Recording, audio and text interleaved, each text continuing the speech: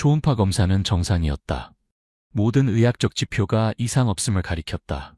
하지만 박지수가 첫 아이를 출산한 그 순간 분만실 전체가 얼어붙었다.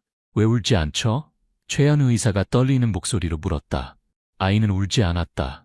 신생아의 첫 울음소리 대신 병원 내 모든 전등이 깜빡였고 의료기들이 오작동을 일으켰다.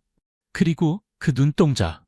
갓 태어난 아이의 것이라고는 믿기 어려운 깊고 어두운 눈동자가 마치 오래된 지혜를 품고 있는 듯했다.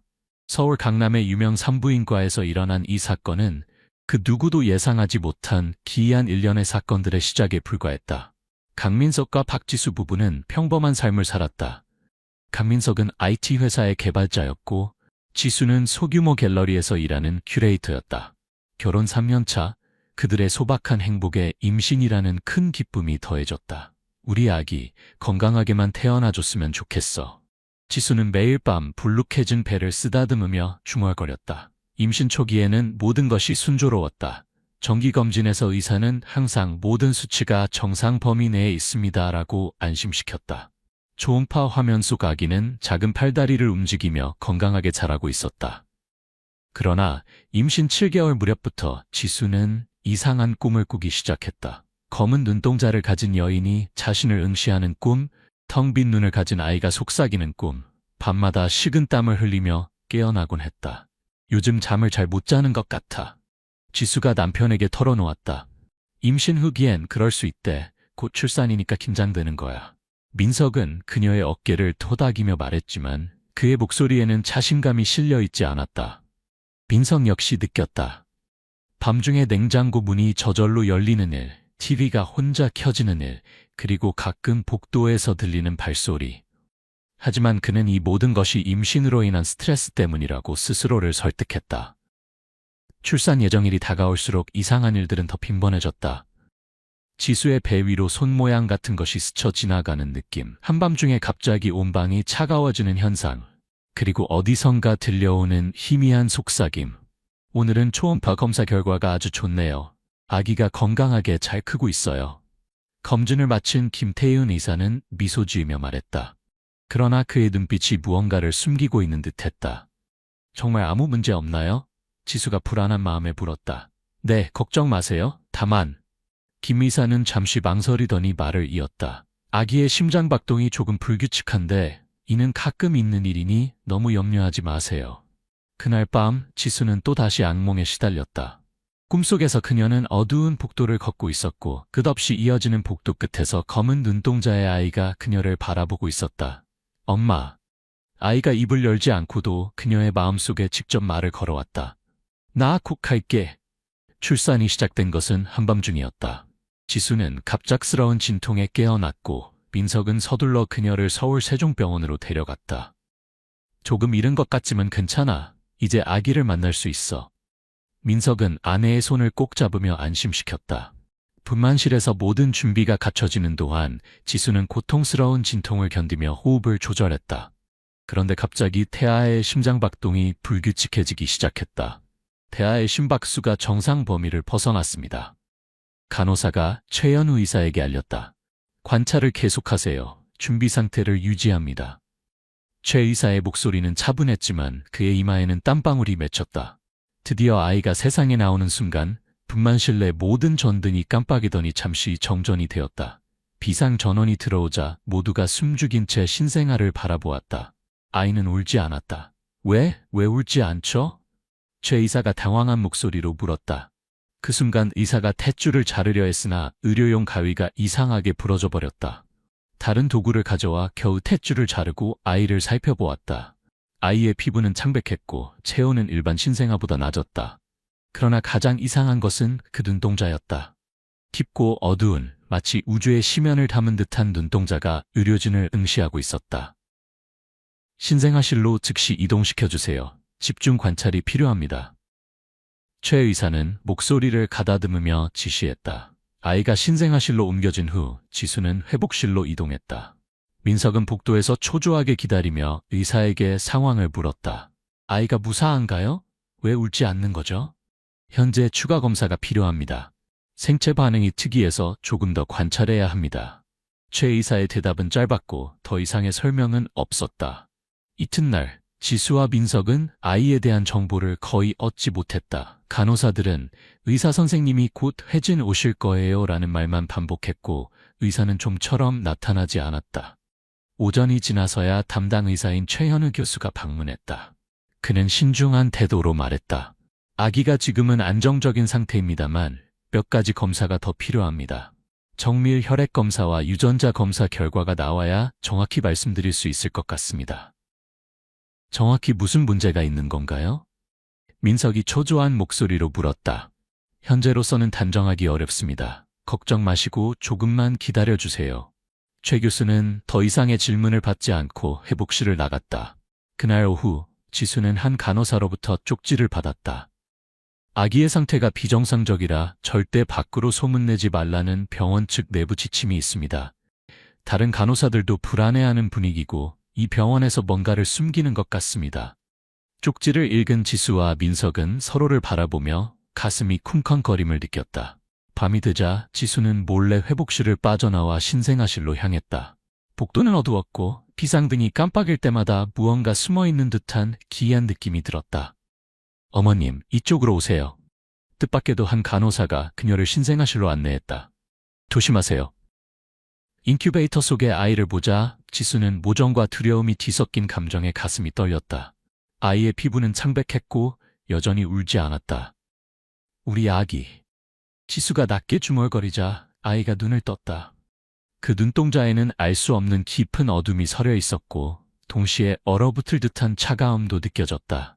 그러나 지수는 순간적으로 또 다른 감정을 발견했다.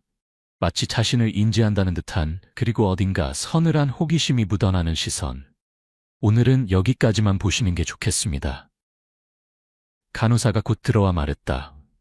지수는 무거운 발걸음으로 회복실로 돌아왔다. 머릿속은 수많은 의문과 불안으로 어지러웠다. 회복실 생활이 며칠 더 이어지면서 병원의 공기는 더욱 무겁게 가라앉았다. 간호사와 의사들은 겉보기에는 아무 일도 없다는 듯 행동했지만 그들의 눈빛에는 곳곳에 수상쩍은 흔적이 감지되었다. 특히 야간 근무자들 사이에서는 기괴한 소문들이 퍼지고 있었다. 신생아실에 가면 이상한 소리가 들린다. 비정상적인 전기 장애가 생긴다 같은 이야기였다. 의사들은 아이에 대한 정보를 극도로 통제했고 일부 의료진들은 공포에 질려 병원을 떠나기까지 했다. 퇴원을 앞둔 시점에서 지수는 더욱 괴로워졌다. 아이가 왜 계속 특이한 상태를 보이는지, 왜 병원 측이 이렇게 과민하게 반응하는지 알 수 없었기 때문이다. 그러던 어느 늦은 오후, 지수는 우연히 한 간호사의 대화를 엿들었다. 아기가 사람의 말을 이해하는 것처럼 느껴지는 순간이 있었어요. 게다가 이건 단순한 기계의 오류가 아니에요. 즉, 조용히 해. 이러다 병원에서 잘릴 수도 있어. 이후로도 밤마다 신생아실에선 장비 이상이 발생했다. 어떤 날은 인큐베이터 온도가 갑자기 급락했고 다른 날은 모니터 화면이 심하게 깜빡이며 이상한 노이즈가 흘렀다. 결정적으로 한 간호사가 아이가 나를 빤히 쳐다보더니 머릿속에 직접 말을 거는 느낌이 들었다며 오열했다는 이야기가 소문처럼 퍼졌다. 병원은 보안 조치를 더욱 강화했고 지수와 민석이 아이를 볼 수 있는 시간을 극히 제한했다. 퇴원날이 다가오자 지수는 마음이 더욱 무거워졌다. 아직도 아이가 한 번도 울지 않았다는 사실이 신경을 곤두서게 했다. 병원에서는 아이를 해외 논문을 참고해야 하는 특별한 사례라고 설명하고 별다른 진전 사항을 알려주지 않았다. 어느 날 저녁, 병원에서 전화가 걸려왔다. 최현우 교수였다. 오늘 밤 어쩌면 중요한 회의를 해야 할 것 같습니다. 시간 괜찮으시면 이쪽으로 와주실 수 있나요? 늦은 밤 지수와 민석은 다시 병원을 찾았다. 로비는 거의 불이 꺼져 있었고 어두운 복도를 걸으며 서로의 손을 꼭 잡았다. 최 교수는 그들을 회의실로 안내했다. 자리에 앉자마자 그는 주변을 확인하듯 문을 잠그고 조용히 말했다. 본래라면 말씀드릴 수 없는 기밀 사항입니다. 그러나 부모님께서 아기의 상태를 알아야 한다고 판단했습니다. 최 교수는 몇 장의 사진을 꺼내 보였다. 이건 특수 촬영 장비로 찍은 건데 보시다시피 이상한 형광 패턴이 나타납니다. 보통 태아는 이렇게 분명한 형태의 패턴을 보이지 않죠. 그리고 이건 출산 직후 아이의 체온을 열화상 카메라로 측정한 자료입니다. 일정한 온도 분포가 아니라 특정 부위가 유난히 차고 특정 부위는 굉장히 뜨겁습니다. 마치 에너지가 내부에서 임의로 이동하는 것처럼 보여요. 최 교수는 소리를 낮추어 말했다. 제가 개인적으로 프로초스는 결과 이런 사례는 국내외에도 거의 보고되지 않았습니다. 심지어 아이의 유전자 검사 결과 일반 인간과 다른 배열이 일부 관찰되었습니다. 정확히 말하면 인간 DNA에서는 발견되지 않는 특정 서열이 존재합니다. 그럼 우리 아이가 사람이 아닐 수도 있다는 건가요? 민석의 목소리가 떨렸다. 제가 확답을 드릴 수는 없습니다. 다만 통상적인 의학적 지식으로 설명하기 어려운 부분이 있다는 뜻입니다. 최 교수는 조심스럽게 덧붙였다. 병원 측에서는 이 사실을 외부에 알리지 않으려 합니다. 이 아이는 현재 굉장히 중요한 연구 대상이 될 가능성이 높습니다. 그때 서류 더미 사이에서 무언가 떨어졌다. 지수가 주워보니 비인간 임상 연구 결과 기밀 문건이라는 문구가 선명했다. 지수의 시선이 그 문구에 머무르자 교수는 당황한 기색으로 그 서류를 재빨리 회수했다. 죄송합니다. 아직 공개할 수 없는 부분이 많습니다. 그날 밤 회의는 그렇게 끝났다. 지수와 민석은 머리가 복잡해진 채로 병원을 나섰다. 다음날 새벽, 갑작스러운 꿈에 시달리던 지수는 거친 숨을 내쉬며 눈을 떴다. 그녀는 직감했다. 지금 이 순간에도 어딘가에서 아이가 자신을 부르는 듯한 느낌이 들었다. 지수와 민석은 혼자만의 힘으로는 이 상황을 해결하기 어렵다는 사실을 깨달았다. 그들은 도움을 구하기 위해 이송주 간호사를 다시 만났다. 이 간호사는 저도 이 병원에서 일한 지 10년 가까이 되지만 이런 경우는 처음이에요. 의료진 중 몇 명은 아기를 귀중한 연구 대상처럼 여기고 있고 또 몇 명은 이 병원 자체가 뭔가를 감추고 있다고 생각해요. 라고 말했다. 거의 모든 자료가 관리부 쪽으로 먼저 보고되고 이후엔 접근이 엄격히 제한돼요. 그러니 병원장 측에서 뭔가를 알고 있을 가능성이 크죠. 며칠 후 지수는 갑작스러운 연락을 받았다. 예전 동료인 윤소희가 연구소에서 근무 중인 약혼자가 병원 관련 자료를 우연히 접했다는 소식을 전한 것이었다. 소희의 약혼자인 정우진을 만난 지수와 민석은 충격적인 이야기를 들었다. 제 분야는 생명공학 쪽인데 얼마 전 의료 관련 문서를 분석하는 업무를 임시로 맡았어요. 그런데 이상한 코드명으로 된 연구자료가 눈에 띄었죠. 유전자 교란 가능성 같은 단어가 적혀 있더군요. 출처가 바로 이 병원인 것 같았습니다. 우진의 이야기에 의하면 이 병원에서는 오래전부터 특별한 실험을 진행한 적이 있었다고 전해졌다. 그리고 최근 다시 비슷한 움직임이 포착되었다는 것이었다. 당신들의 아기가 가지고 있는 이상, 유전자와 관련 있을 가능성이 있다고 생각합니다. 한편 이 간호사는 또 다른 중요한 단서를 전해주었다. 병원 13층에 오래된 자료 보관실이 있어요. 제가 듣기로는 거기에 옛날 연구 기록들이 남아있다고 해요. 다만 접근 자체가 거의 불가능한 곳이라 직원들도 아무나 못 들어가죠. 지수와 민석은 결심했다. 자료 보관실에 몰래 들어가 보기로 한 것이다. 계획은 은밀하게 진행되었다. 밤늦은 시각 이 간호사가 교대 근무하는 타이밍을 노려 지수와 민석 그리고 우진까지 세 사람이 병원으로 숨어들었다. 드디어 13층 자료 보관실에 도착했을 때 이 간호사는 보안 장치가 별로 없긴 하지만 내부에 CCTV가 있을 수도 있어요. 조심하세요. 라고 일렀다. 우진이 해킹 장비를 이용해 전자잠금 장치를 해제하자 그들은 재빨리 안으로 들어섰다. 내부는 곰팡이 냄새가 나는 오래된 서류와 상자들이 가득한 공간이었다. 그들은 손전등 불빛을 의지해 문서를 뒤졌다. 지수가 발견한 한 문서가 모두의 시선을 사로잡았다. 프로젝트 바다의 문이라는 제목이었는데 첫 장에는 수십 년 전으로 추정되는 날짜와 함께 모호한 상형 문자와 유전자 그래프가 혼합된 그림이 있었다. 그리고 하단에는 특이적 태아에 발견된 고대 문양에 대한 연구라는 부제목이 눈에 들어왔다. 문서를 살펴보자 다음과 같은 내용이 쓰여 있었다. 보통 태아에게는 없는 의문의 형질이 일부 사례에서 관찰됨. 고대 기록에 의하면 이를 통해 미지의 존재와 연관된 힘의 가능성이 제기됨. 문서 중간에는 위험 등급 최고라는 경고문과 함께 실험 대상의 상태가 돌연 급변했다는 기록도 발견되었다. 심장 박동 불규칙, 체온 급등과 급강하, 원인 불명의 에너지 방출 등의 내용이 정리되어 있었다. 우진이 새로 발견한 폴더에는 최근 날짜가 적혀 있었다. 폴더 안에는 지수의 아이에 대한 검사 기록과 유전자 분석표, 그리고 보호관리 대상이라는 문구가 적힌 아기 사진이 있었다. 이걸 보세요. 아이의 피부에 찍힌 UV 형광 사진이에요. UV 라이트를 이용해 촬영한 것으로 보이는 사진에는 아기의 몸 곳곳에 복잡한 문양이 나타나 있었다. 이 간호사는 얼굴이 창백해졌다. 병원은 이미 오래전부터 이런 현상을 알았나 봐요. 그리고 이번에도 같은 특이 형질을 포착하자 기밀로 돌린 거죠. 그때 비상등이 깜빡이며 불이 들어왔다. 누군가 전원을 작동시켰어요? 우진이 말하자 네 사람 모두 급히 문서를 챙겨 가방에 넣었다. 복도로 나왔을 때 그들은 뜻밖의 인물과 마주쳤다. 복도 끝에서 검은색 정장을 입은 낯선 사람이 서 있었다.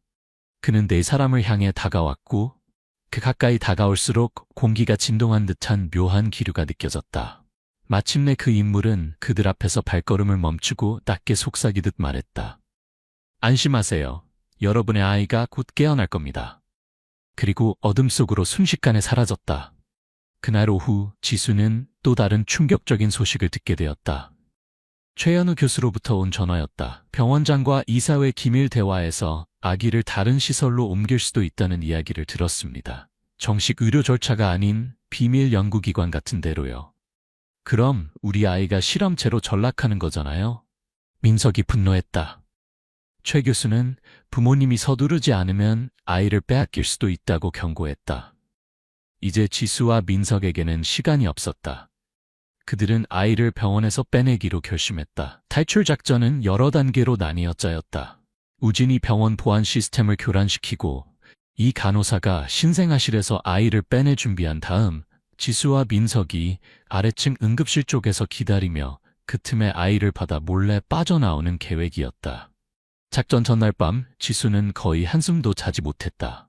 의식이 흐릿해질 때면 아이가 자신을 부르는 듯한 목소리가 귀에 맴돌았다. 엄마, 나 여기 있어? 그 부드러우면서도 기괴한 울림이 지수의 가슴을 뛰게 했다. 드디어 작전의 밤이 되었다. 깊은 어둠이 내려앉은 병원 건물은 겉보기엔 평온해 보였으나 내부는 언제 터질지 모르는 긴장감으로 가득했다. 자정 무렵 이 간호사는 신생아실 순회를 하며 아이가 있는 인큐베이터 근처로 다가갔다. 주변에는 몇 명의 간호사와 인턴 의사가 있었지만 모두 지친 기색이 역력했다. 그때 갑자기 복도 쪽에서 알람 소리가 울렸다. 우진이 계획대로 병원 보안 시스템을 교란시킨 것이었다. 경보! 무슨 일이지? 근무 중이던 사람들은 놀라며 자리를 뜨기 시작했다. 이 간호사는 그 틈에 재빨리 인큐베이터를 열었다. 아이는 여전히 창백한 안색과 조용한 호흡을 유지하고 있었다. 그러다 아이의 눈이 천천히 떠지더니 이 간호사를 응시했다. 순간 간호사는 등골이 서늘해지는 기분을 느꼈다. 하지만 마음속으로 다짐했다. 너를 위해서야. 조금만 참아줘. 그녀는 준비해온 포대기에 아이를 조심스레 감싸 안았다. 그 순간 인큐베이터 주변의 모니터가 갑자기 깜빡거리기 시작했다. 이상하네. 이 간호사는 당황했지만 마음을 가라앉히고 아이를 품에 안았다. 그러자 아이가 잠시 기척을 보이더니 다시 눈을 감았다. 복도의 경보와 함께 의료진이 분주하게 이동하는 사이 이 간호사는 계단 쪽으로 이동했다. 그러나 뜻밖의 변수가 발생했다. 2층 계단에서 보안팀 직원 2명과 마주친 것이다. 이 시간에 여긴 왜? 그들이 의아한 눈빛으로 물었다. 이 간호사는 최대한 태연한 척 웃으며 긴급 호출이라고 들었어요. 위급한 상황인 줄 알고 급히 데려가는 중인데 라고 둘러댔다. 하지만 아이가 내는 이상한 기운 때문인지 보안팀 직원들의 의심이 깊어 보였다. 그때 마침 복도 반대편에서 간호사 한 명이 다급하게 소리쳤다. 여기 장비가 고장났어요. 빨리 와봐 주세요. 보안팀 직원들은 갈등하다가 결국 그쪽을 확인하러 갔다. 안도의 숨을 내쉰 이 간호사는 서둘러 계단을 내려가 1층으로 향했다.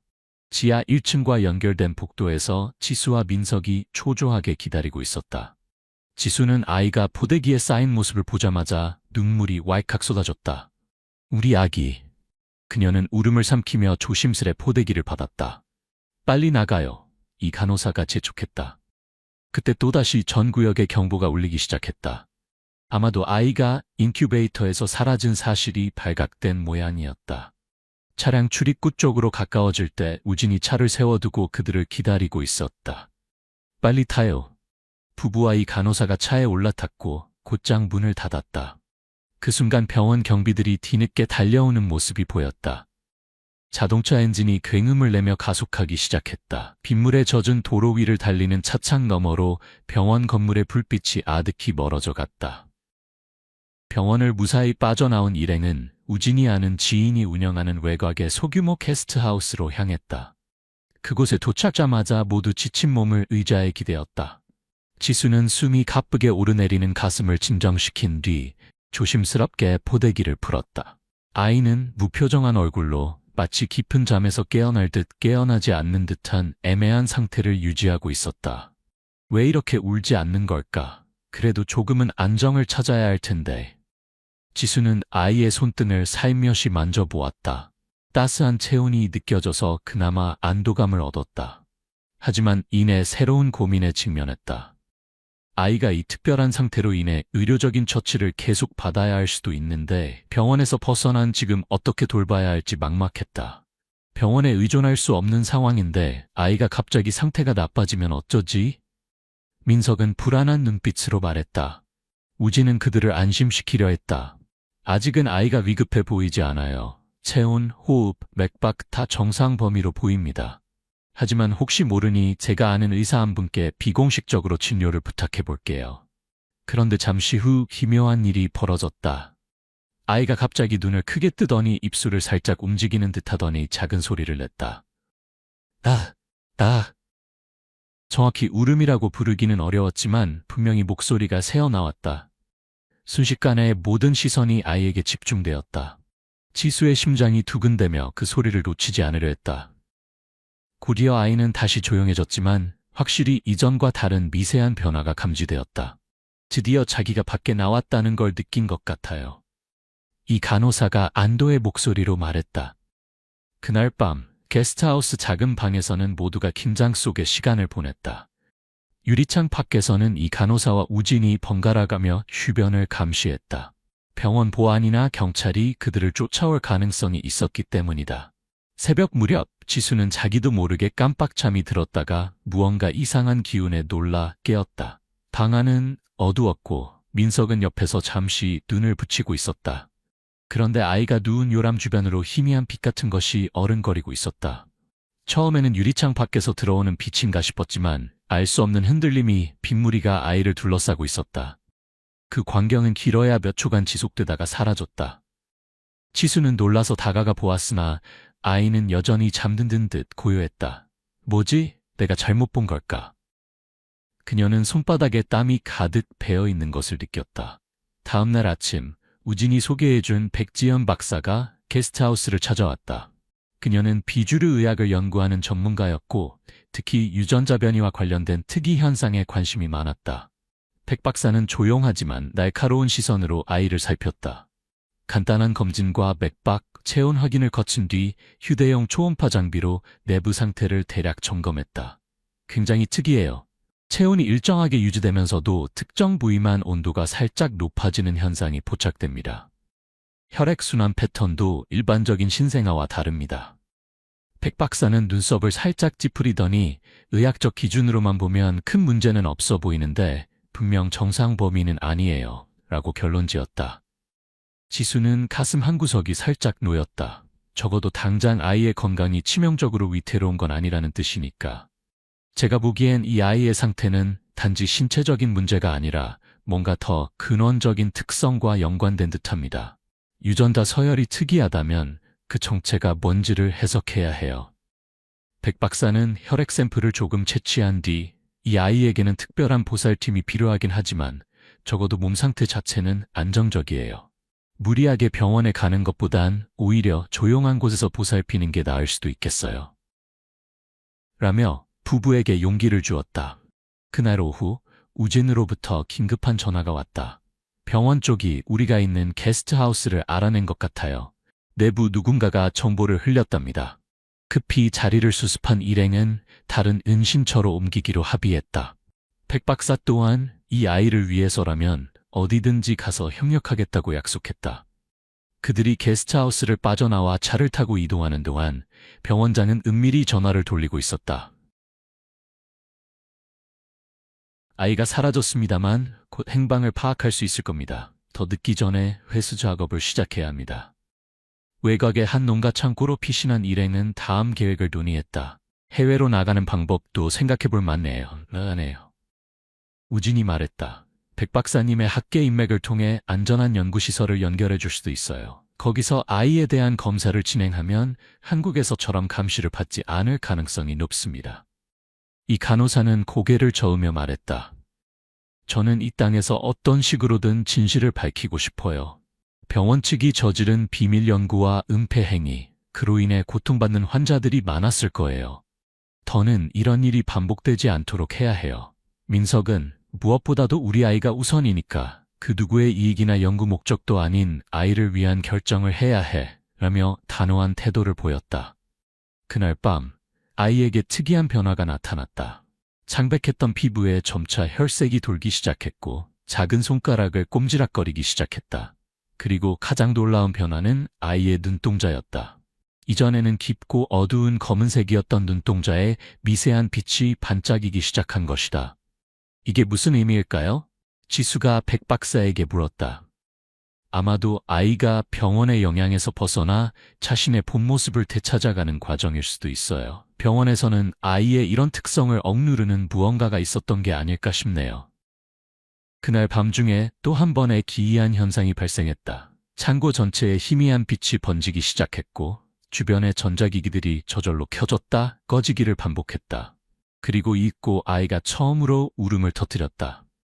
신생아의 울음이라기보다는 맑고 투명한 마치 종소리 같은 울림이었다. 그 소리와 함께 아이의 몸에서는 은은한 푸른빛이 퍼져나갔고 피부에 희미하게 고대 문양 같은 것이 나타났다. 이건 병원 문서에서 봤던 그 고대 심볼이에요. 지수가 놀라서 말했다. 백 박사는 아이를 자세히 살펴보더니 아이가 깨어나고 있어요. 자신의 능력을 인식하기 시작한 것 같아요 라고 말했다. 그 순간 창고 밖에서 자동차 엔진 소리와 함께 강한 빛이 비쳐들어왔다. 민석이 조심스레 창밖을 내다보니 여러 대의 검은 차량이 농가를 둘러싸고 있었다. 병원에서 우리를 찾아낸 것 같아요. 그들이 당황하는 사이 아이의 몸에서 나오는 빛은 점점 더 강해졌다. 그리고 갑자기 아이가 작은 입을 열어 또렷한 목소리로 말했다. 엄마, 아빠, 무서워하지 마세요. 이제 제가 지켜드릴게요. 그 순간 창고 전체가 강렬한 빛으로 가득 찼고 밖에서 들이닥치려던 사람들의 비명소리가 들렸다. 지수와 민석은 눈을 감을 수밖에 없었고 그 빛이 가라앉자 놀라운 광경을 목격했다. 아이는 이제 포대기 속에서 평온하게 잠들어 있었지만 창고 밖에는 아무도 보이지 않았다. 검은 차량들은 모두 사라지고 대신 맑고 고요한 새벽빛만이 농가를 감싸고 있었다. 백 박사가 놀란 표정으로 말했다. 이 아이는 보통 아이가 아니에요. 어쩌면 우리가 알지 못하는 새로운 시대의 시작인지도 모릅니다. 지수는 아이를 품에 안고 속삭였다. 내가 누구든 무엇이든 너는 우리의 소중한 아이야. 늘 지켜줄게. 아이는 엄마의 품에 안겨 평화롭게 잠들었다. 그의 얼굴에는 희미한 미소가 어려 있었고 이제 더 이상 어둠의 기운은 찾아볼 수 없었다. 그렇게 서울 한복판에서 시작된 기이한 이야기는 새로운 국면을 맞이했다. 그리고 이 특별한 아이가 앞으로 어떤 운명을 맞이하게 될지 그 누구도 알 수 없는 미스터리로 남게 되었다. 서울의 겨울은 언제나 매서웠다. 특히 이번 겨울은 유난히도 추웠다. 박지연은 출근길에 두꺼운 코트에 깃을 여미며 버스 정류장으로 향했다. 오늘도 그녀는 평소와 같이 서울 외곽에 위치한 동물보호소로 향하는 길이었다. 동물보호소의 수의사로 일한 지도 어느덧 5년 차. 그녀의 삶은 대부분 동물들과 함께였다. 오늘도 추운 날이네요. 버스에 올라타며 운전기사에게 인사를 건넸다.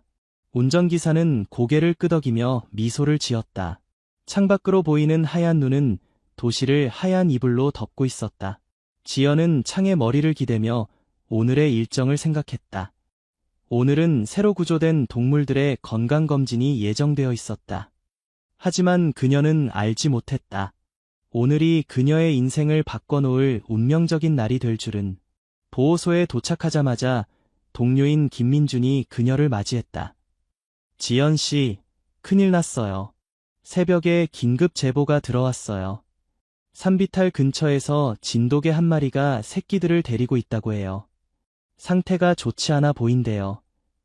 지연은 즉시 구조 차량을 준비했다. 민준과 함께 제보된 위치로 향하는 동안 그녀의 마음은 무거웠다. 날씨가 이렇게 추운데 밖에서 견디고 있을 개들을 생각하니 가슴이 아팠다. 저기에요. 민준이 갑자기 소리쳤다. 차를 멈추고 내린 지연은 눈앞의 광경에 숨을 멈췄다. 눈길 한가운데 한 마리의 진돗개가 네 마리의 새끼들을 자신의 몸으로 감싸고 있었다. 그러나 이상한 점은 진돗개가 그들을 지나가지 못하게 길을 막고 있다는 것이었다. 조심해요. 어미개가 경계하고 있어요. 민준이 작은 목소리로 말했다. 지연은 천천히 다가갔다. 어미 진돗개는 그녀를 경계하는 눈빛으로 바라봤다. 하지만 동시에 그 눈에는 도움을 청하는 듯한 간절함도 보였다. 괜찮아, 널 해치지 않을 거야. 지연은 부드러운 목소리로 말했다. 한 걸음, 두 걸음. 천천히 다가가자 진돗개는 그제서야 몸을 조금 옆으로 움직였다. 그 순간 지연은 모든 것을 이해했다. 진돗개 뒤쪽으로 5번째 새끼가 눈 속에 파묻혀 있었다. 그리고 그 새끼는 움직이지 않았다. 민준 씨, 담요 가져와요. 빨리요. 지연은 외쳤다. 지연은 조심스럽게 눈 속에 파묻힌 새끼를 들어올렸다. 새끼는 차가웠지만 희미하게 심장이 뛰고 있었다. 살아있어. 그녀의 눈에서 뜨거운 눈물이 흘러내렸다. 어미 진돗개는 지연이 새끼를 안는 모습을 지켜보며 작게 울었다. 마치 도와주세요라고 말하는 것 같았다. 지연은 재빨리 차로 돌아가 히터를 최대로 켰다. 새끼를 담요로 감싸고 몸을 녹이기 시작했다. 민주는 어미개와 나머지 새끼들을 안전하게 차에 태웠다. 살아날 수 있을까요? 민준이 걱정스럽게 물었다. 반드시 살려낼 거예요. 지연의 목소리에는 확신이 담겨 있었다. 차는 신속하게 보호소로 향했다. 지연은 계속해서 작은 새끼의 몸을 문질러 체온을 유지시켰다. 어미 진돗개는 계속해서 걱정스럽게 울며 지연의 손을 핥았다. 걱정 마, 내 새끼 꼭 살릴게. 지연은 어미개에게 약속했다. 보호소에 도착하자마자 지연과 동료들은 긴급 처치에 들어갔다. 다행히 5번째 새끼는 저체온증에 걸렸을 뿐 큰 부상은 없었다. 어미개와 나머지 새끼들도 건강 상태는 양호했다.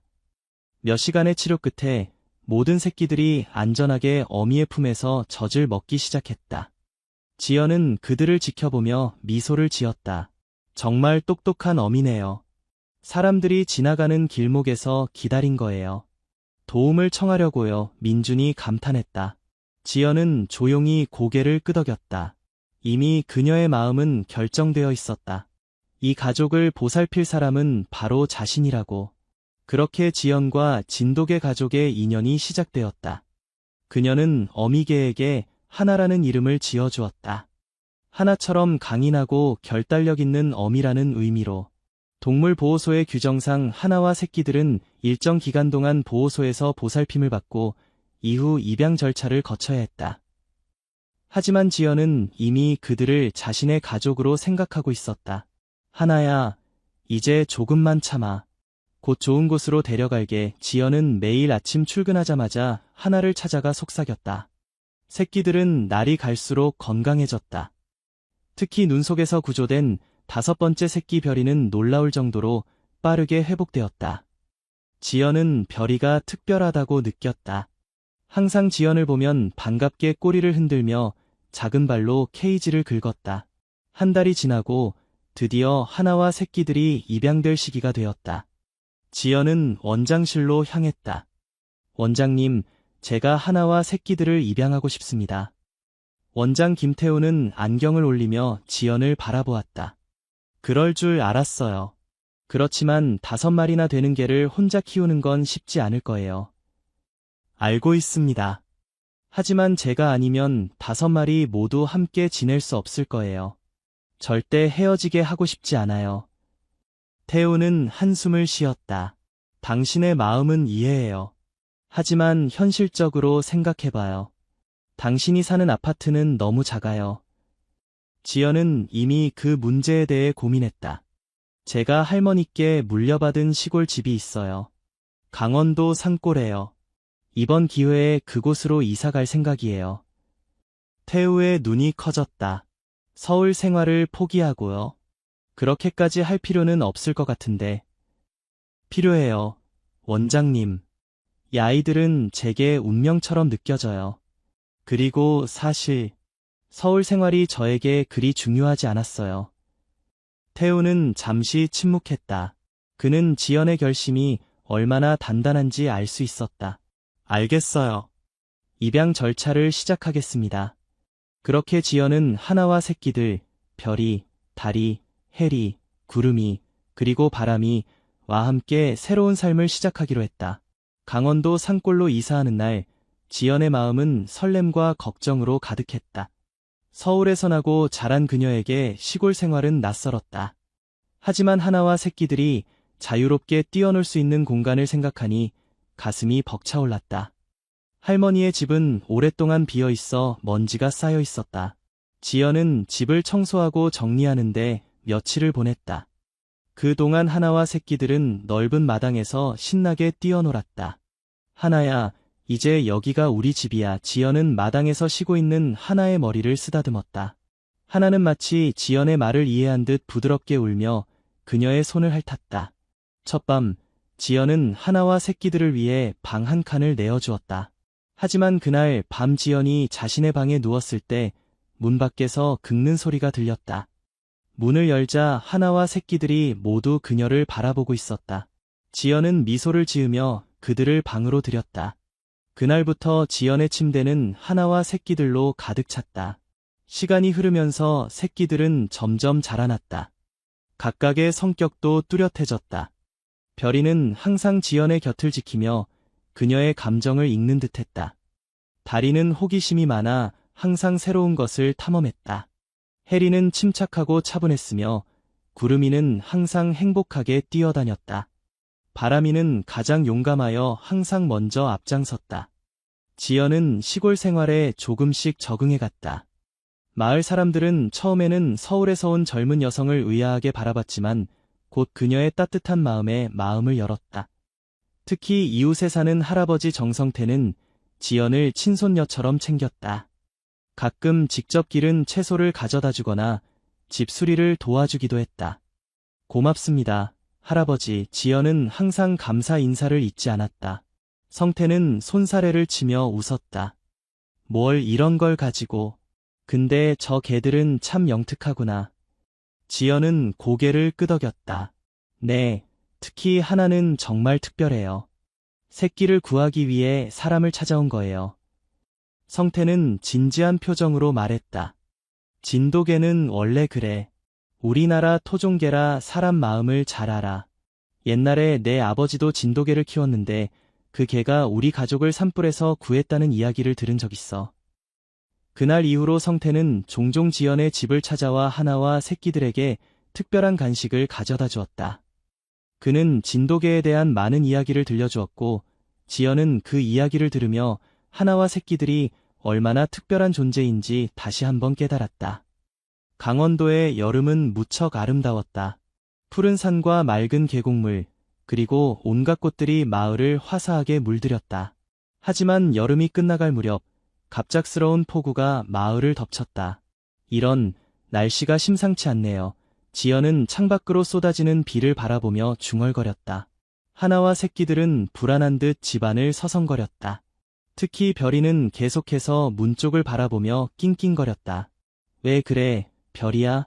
지연이 별이를 쓰다듬었지만 별이는 계속해서 불안한 모습을 보였다. 밤이 깊어갈수록 비는 더욱 거세졌다. 지연은 불안한 마음에 잠을 이루지 못했다. 그때 갑자기 하나가 크게 짖기 시작했다. 하나야, 왜 그래? 지연이 놀라 일어났다. 하나는 문 쪽으로 달려가 계속해서 짖었다. 지연이 문을 열자 하나는 밖으로 달려나갔다. 비가 쏟아지는 중에도 하나는 뒤돌아보며 지연을 부르는 듯했다. 무슨 일이지? 지연은 빗속으로 뛰어나갔다. 하나는 마을 쪽으로 달리기 시작했다. 별이와 바람이도 그 뒤를 따랐다. 지연은 무언가 심각한 일이 벌어지고 있음을 직감했다. 마을에 도착하자 끔찍한 광경이 펼쳐졌다. 계곡물이 불어나 마을 일부가 물에 잠기고 있었다. 특히 성태 할아버지의 집이 있는 쪽이 가장 위험해 보였다. 할아버지, 지연은 성태의 집으로 달려갔다. 하나와 별이, 바람이는 이미 성태의 집문 앞에서 짖고 있었다. 지연이 문을 두드렸지만 대답이 없었다. 할아버지, 계세요? 지연은 크게 소리쳤다. 약한 신음소리가 들렸다. 지연은 망설이지 않고 문을 밀어 열었다. 성태는 바닥에 쓰러져 있었다. 집안은 이미 물이 차오르고 있었다. 할아버지, 괜찮으세요? 지연은 성태에게 달려갔다. 지연이냐? 다리를 다쳐서 움직일 수가 없구나. 성태의 목소리는 약했다. 지연은 성태를 일으키려 했지만 혼자서는 역부족이었다. 그때 하나가 성태의 옷자락을 물었다. 별이와 바람이도 도우려는 듯 성태 주위를 맴돌았다. 하나야, 도와줘. 지연은 눈물을 머금었다. 하나는 마치 지연의 말을 이해한 듯 성태의 옷자락을 더 단단히 물고 끌어당겼다. 지연은 성태의 어깨를 받쳐들었다. 별이와 바람이도 각자의 방식으로 도왔다. 힘겨운 노력 끝에 그들은 성태를 집 밖으로 데려올 수 있었다. 하지만 위험은 끝나지 않았다. 물은 계속해서 불어났고 산사태의 위험도 있었다. 마을 회관으로 가야 해요. 할아버지 지연이 말했다. 그들이 마을 회관으로 향하는 동안 하나는 계속해서 주변을 살폈다.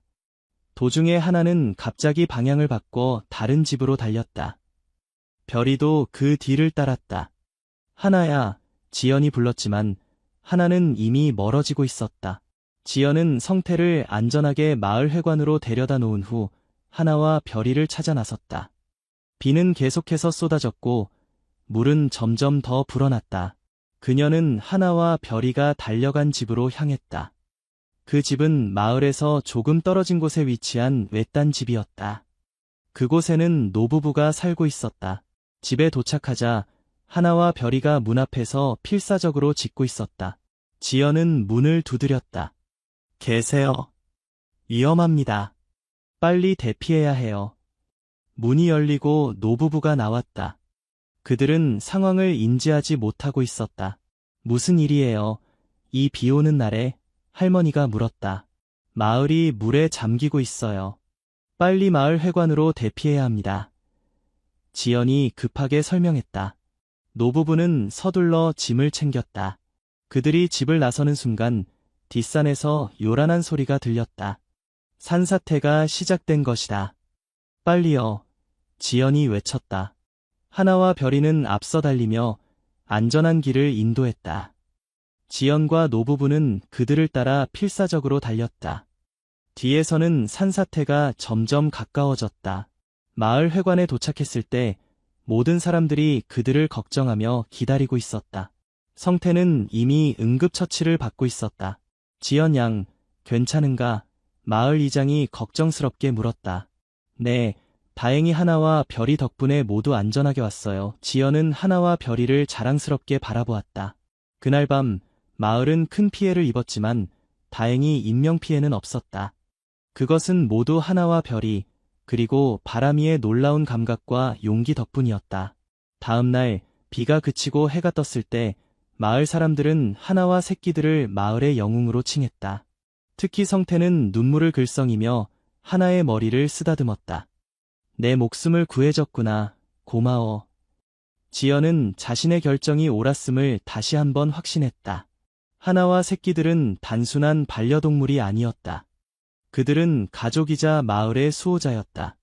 폭우 사건 이후 하나와 새끼들은 마을에서 진정한 영웅이 되었다.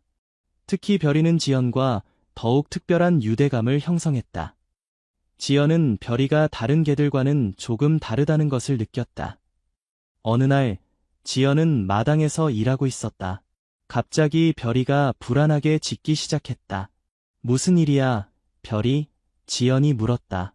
별이는 계속해서 짖으며 지연의 옷자락을 물고 끌었다. 지연은 별이를 따라갔다. 별이는 지연을 집 뒤편으로 인도했다. 그곳에는 어린 소녀가 쓰러져 있었다. 소녀는 의식이 없었고 얼굴이 창백했다. 이런, 지연은 소녀에게 달려갔다. 소녀는 마을에 사는 이민아였다. 10살 된 미나는 천식이 있었다. 지연은 즉시 미나의 부모에게 연락하고 응급처치를 시작했다. 미나는 병원으로 이송되었고 다행히 큰 위험 없이 회복되었다. 미나의 부모는 지연과 별이에게 깊은 감사를 표했다.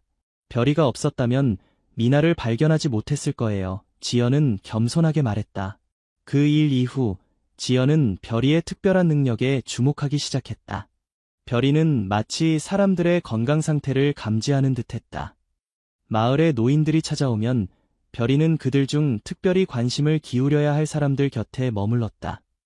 지연은 의사인 친구 이수진에게 이 상황을 이야기했다. 정말 신기하네요. 사실 의료계에서는 개들이 특정 질병, 특히 당뇨병이나 암 같은 질병을 감지할 수 있다는 연구 결과가 있어요. 수진이 설명했다. 정말요? 별이가 그런 능력이 있을까요? 지연은 놀라워했다. 가능성은 있어요. 개들은 인간보다 후각이 수천 배 예민하거든요. 질병으로 인한 체내 화학물질의 변화를 감지할 수 있어요. 그 대화 이후 지연은 별이를 더욱 주의 깊게 관찰했다. 어느 날 성태 할아버지가 집에 찾아왔을 때 별이는 평소와 달리 계속해서 성태의 왼쪽 가슴 부근을 코로 찌르고 불안하게 짖었다.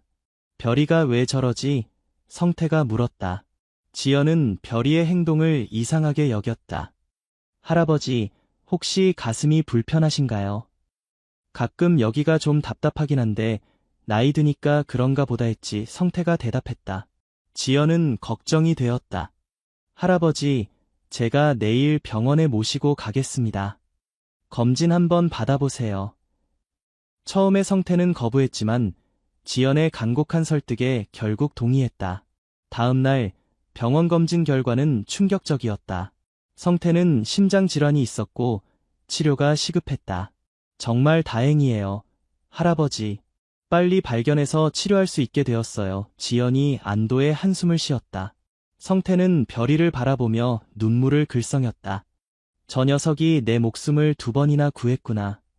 그 일 이후 별이의 특별한 능력은 마을 전체에 알려졌다. 사람들은 별이를 의사개라고 부르기 시작했다. 지연은 별이의 능력을 더 개발시키기로 결심했다. 그녀는 인터넷 검색을 통해 질병 탐지견에 대한 정보를 찾아보았다. 전문적인 훈련 방법을 배워 별이에게 적용했다. 별이야, 내가 정말 특별한 아이라는 거 알아. 지연은 매일 별이를 훈련시키며 말했다. 몇 달 동안의 훈련 후 별이는 더욱 정확하게 건강 이상을 감지할 수 있게 되었다. 마을 사람들은 종종 별이와 지연을 찾아와 건강 체크를 부탁했다. 어느 날 서울에서 지연의 오랜 친구 김민호가 찾아왔다. 민호는 소아과 의사였고 별이의 이야기를 듣고 매우 흥미로워했다. 정말 놀라운 일이야. 만약 별이의 능력이 과학적으로 증명된다면 의료계에 큰 도움이 될 거야, 민호가 말했다. 별이가 정확히 어떤 질병을 감지하는지는 아직 모르겠어. 하지만 지금까지 별이가 알려준 사람들은 모두 실제로 건강 문제가 있었어. 지연이 대답했다. 민호는 고개를 끄덕였다. 서울에 있는 의료연구소에 별이의 능력을 테스트해보는 건 어떨까? 내가 소개해줄 수 있어. 지연은 잠시 망설였다. 도시 생활을 떠난 지 오래였고 하나와 새끼들을 떠나는 것도 쉽지 않았다. 별이만 데려가면 되니까 짧게 다녀올 수 있을 거야, 민호가 덧붙였다. 결국 지연은 민호의 제안을 받아들였다.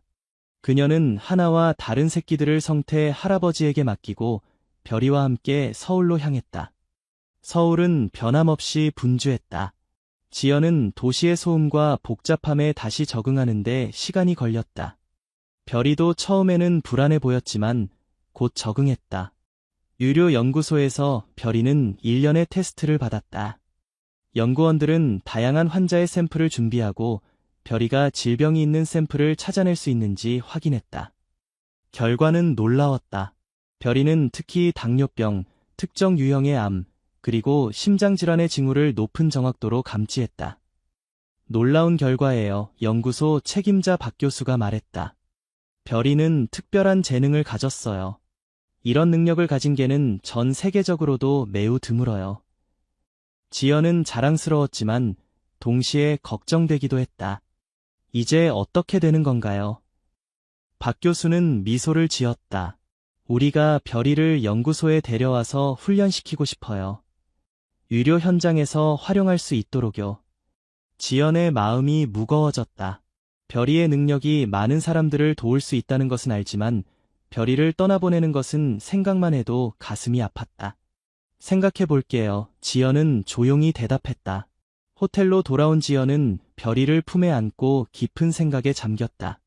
별이는 마치 지연의 마음을 이해하는 듯 그녀의 손을 핥았다.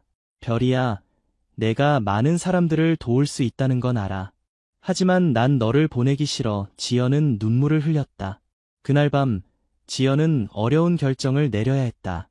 별이를 연구소에 보내 많은 사람들을 돕게 할 것인가, 아니면 자신과 함께 강원도로 돌아갈 것인가. 다음 날 아침, 지연은 연구소로 향했다. 그녀는 밤새 생각한 끝에 결정을 내렸다. 박 교수를 만난 지연은 차분하게 말했다. 교수님, 별이의 능력을 많은 사람들과 나누고 싶어요. 하지만 별이를 여기 남겨둘 수는 없어요. 박 교수는 실망한 표정을 지었다. 그렇군요. 정말 아쉽네요. 대신 제안이 있어요. 지연이 계속했다. 제가 별이와 함께 정기적으로 서울에 와서 연구에 참여하겠습니다. 또한 별이의 새끼들 중에서도 같은 능력을 가진 아이가 있는지 함께 연구해보면 어떨까요? 박 교수의 눈이 밝아졌다. 그거 좋은 생각이네요. 유전적인 특성일 수도 있으니 별이의 새끼들도 같은 능력을 가질 가능성이 있어요. 그렇게 지연과 별이는 새로운 협약을 맺고 강원도로 돌아갔다. 집으로 돌아오자 하나와 다른 새끼들이 반갑게 맞이했다. 지연은 그들을 한 명씩 안아주며 얼마나 그리웠는지 말했다. 성태 할아버지도 그들의 귀환을 반겼다. 잘 다녀왔나? 별이가 서울에서 스타가 됐다면서? 지연은 웃으며 고개를 끄덕였다. 네, 별이가 정말 특별한 아이라는 게 증명됐어요. 앞으로 한 달에 한 번씩 서울에 가서 연구를 도울 거예요. 그래. 좋은 일이구나. 성태가 별이의 머리를 쓰다듬었다. 시간이 흐르면서 지연과 별이는 정기적으로 서울을 방문했다. 연구 결과는 의료계에 큰 화제가 되었고 별이의 이야기는 전국적으로 알려졌다. 또한 놀랍게도 다리와 바람이도 비슷한 능력을 보이기 시작했다. 그들도 연구에 참여하게 되었고 연구소는 질병탐지견 프로그램을 확장했다. 지연의 삶은 바쁘지만 충만했다. 그녀는 강원도에서의 평화로운 생활과 서울에서의 의미 있는 연구 활동 사이에서 균형을 찾았다. 어느 겨울날, 지연은 하나와 함께 마당에 앉아 있었다. 하나는 이제 나이가 들어 움직임이 느려졌지만 여전히 강인한 정신을 가지고 있었다.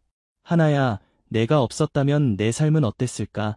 지연은 하나의 머리를 쓰다듬으며 생각에 잠겼다. 그때 집 전화벨이 울렸다. 전화를 받은 지연은 놀라운 소식을 들었다. 서울에서 큰 병원이 질병탐지견 프로그램을 공식적으로 도입하기로 결정했다는 것이다. 지연 씨, 이 모든 게 당신과 별이 덕분이에요. 우리는 프로그램의 이름을 하나 프로젝트로 정했어요. 박 교수의 목소리가 전화기 너머로 들려왔다. 지연의 눈에 눈물이 고였다. 하나 프로젝트요. 네, 모든 것의 시작인 하나를 기리기 위해서요.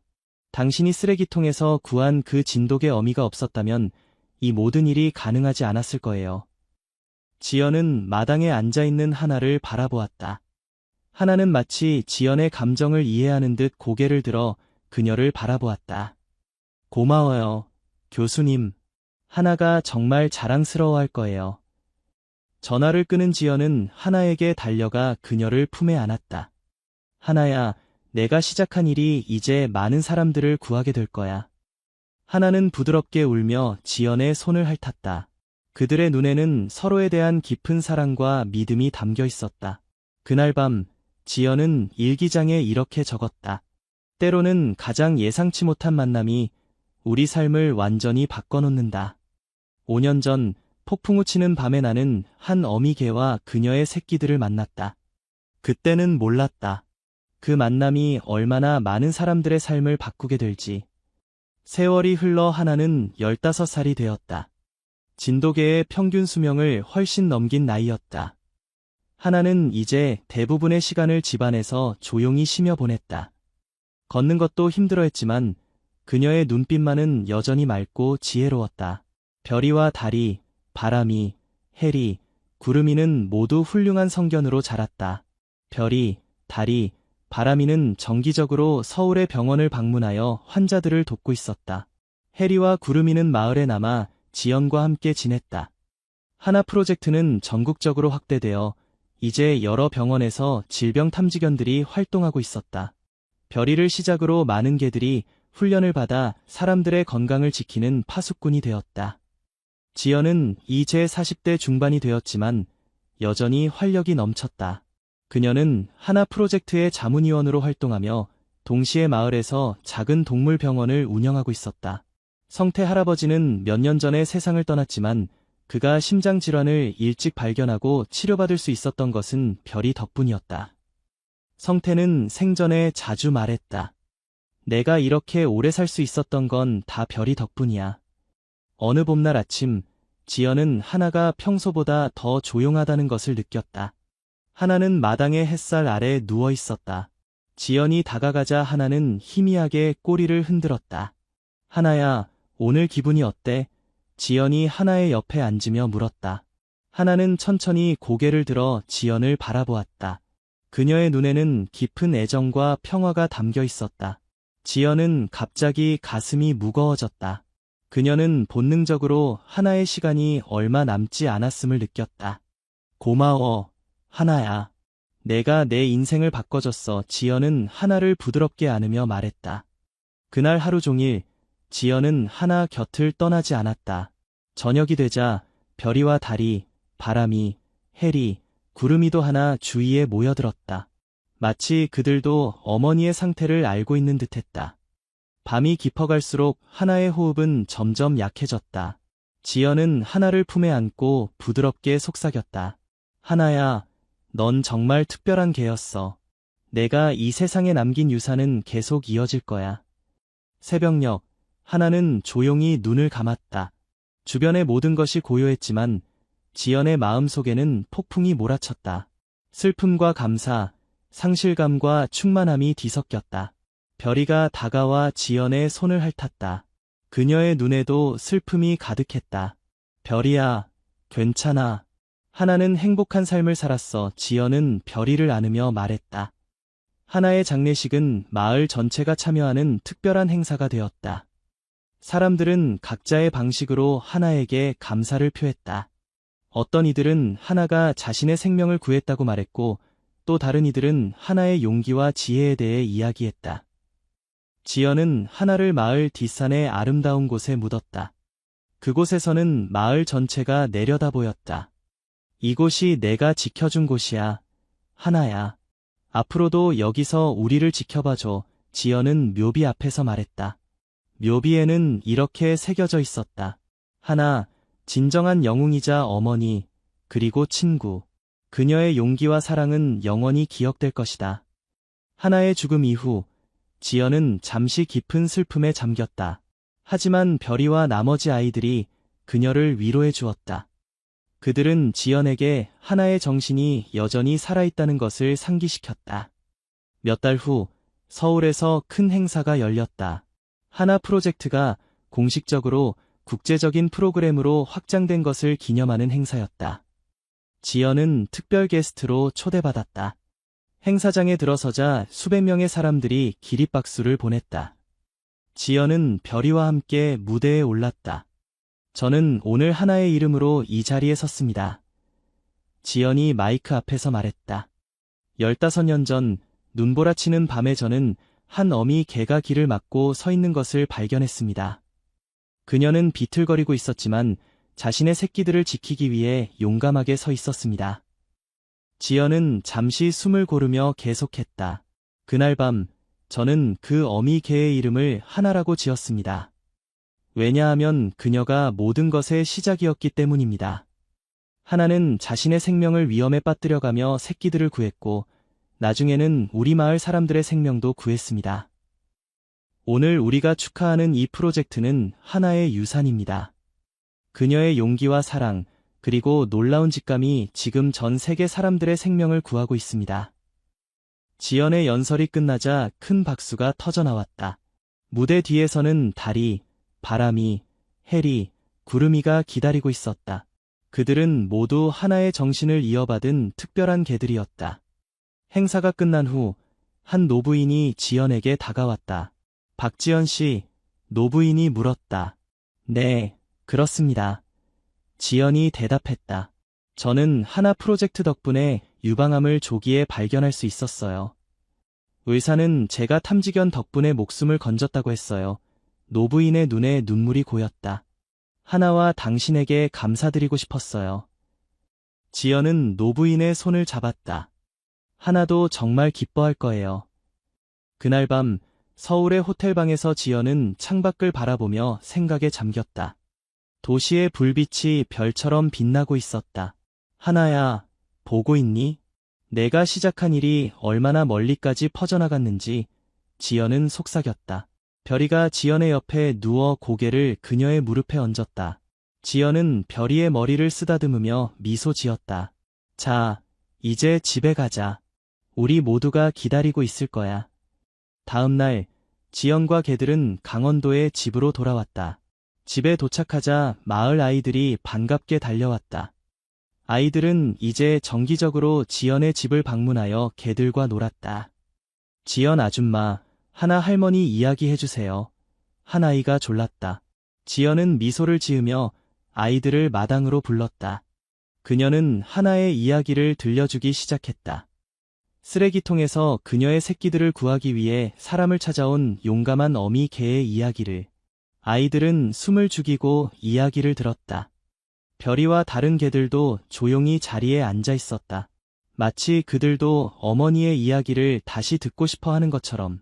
그리고 하나가 우리에게 가르쳐준 가장 중요한 교훈은 무엇일까요? 지연이 아이들에게 물었다. 사랑이요. 아이들이 한 목소리로 대답했다. 맞아요. 하나는 자신보다 다른 이들을 더 사랑했어요. 그것이 진정한 용기이자 영웅의 모습이에요. 지연은 하늘을 바라보았다. 푸른 하늘 아래 마을은 평화롭게 빛나고 있었다. 그녀는 하나가 여전히 그들을 지켜보고 있다고 믿었다. 고마워, 하나야. 지연은 마음속으로 말했다. 내가 내 길을 막아서지 않았다면 나는 이런 행복을 알지 못했을 거야. 저녁이 되자 지연은 개들과 함께 하나의 묘지를 찾았다.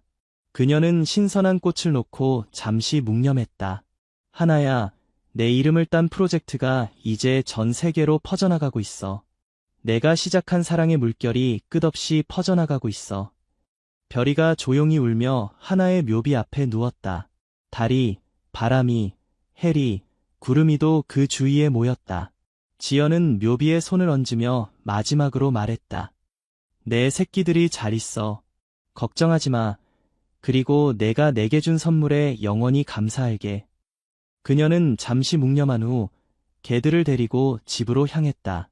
저녁 노을이 산등성이를 붉게 물들이고 있었다. 마치 하나가 마지막 인사를 건네는 것처럼.